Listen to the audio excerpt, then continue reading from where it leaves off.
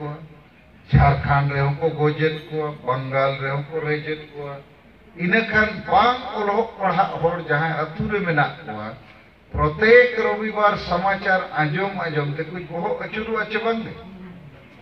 कुड़ी को माना यार कोटा के आदिवासी में को गोजेत बंदो नोआ के खबर गाते आंजोम में आदो आंजोम आंजोम ते के बहुत को सजे उतर बेपुन हाथ ते को ठीक हो ले पे करना ठीक हो अच्छे को बंदे तो दूसरा कमी करना समाचार पाठ तीसरा कमी करना जो महिला को सशक्तिकरण ओना लगी संविधान आईन मानवाधिकार रे अडिगान ऑल आकारते जिनिस मेना आर नित हाई कोर्ट सुप्रीम कोर्ट कोई अडिगान फैसला हिजुक कना भारत रे संविधान रे कोड़ा और कुड़ी दो को मीट गया जेते होड़ सला मीट लेका व्यवहार हुयुक दरकार नित आबो समाज रे दरबार रे कुड़ी को बाबो में साइड कोआ ठीक चे बांगे कोड़ा को गे और बुलू को गेम दुड़ुप कोआ दरबार रे माने ओकोय चना को डांडो में सोक्तो और न्यूई में तो होड़ आबो तो आडी बोका मनवा कबी रे गे मेना कोआ इनिन मेने कुड़ी को होंडे को दुड़ुप मा इनिन मेने कुड़ी को जाहिर को सेनो मा इनिन मेने कुड़ी को माझी परगना को बनाव कोआ चेदा इन मेने कोड़ा और कुड़ी मीट कते वो ताड़ामा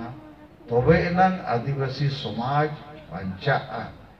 तबे एनांग सांगे होड़ नवा कमी रे को गोपड़ोवा और बंखान बारियाती तम मेना कोड़ा और कुड़ी आदो बारियातीन जोड़ ले एनांग तो जोहारोआ जे मिटन ती ते नोकाम जोहारो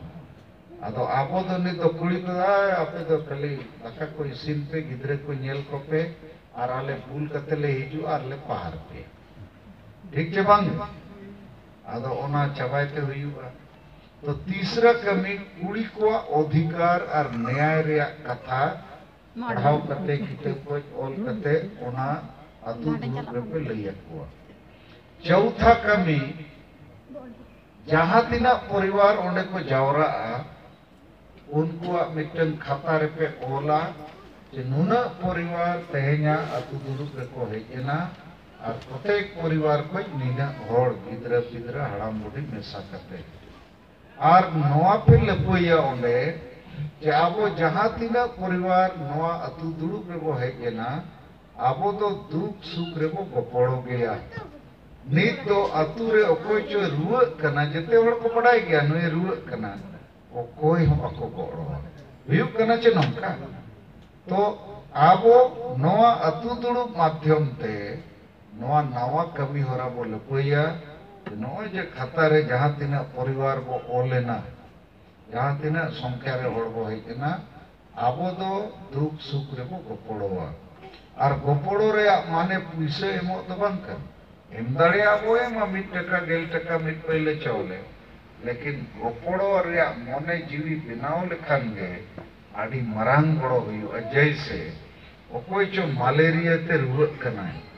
मलेरिया दो सिकड़ी गेरते हुयुआ आदो आबोरिन होड़ दो मलेरिया ᱧᱟᱢ आकात देखान झाड़ फूक रूम डकाव और चेत को चको एहोबा लेकिन मलेरिया पेशेंट दो तुरंत ब्लड टेस्ट माने मायांग जांच कते नेल हुयुआ जे मलेरिया रे 20 मेना अचे बंद और 20 मेना खान तुरंत उनी दो रान और दाग को चढ़ाव हुया बेसो आए पकने गोज गिडी और अडिगान होड़ को गुजुक कना तो नो पुण्य कमी और मुचेद रे प्रार्थना कते अतु दुरुप कमी 1 घंटा भीतर को चाबाया और मित धोइन ले पे कना इन आपे बारिया समस्या ले पे जे आबोरिन होड़ अतु रे मेना को मेनखान बुलुक को संगेया बांग बुझक को डेहरा देश दुनिया रे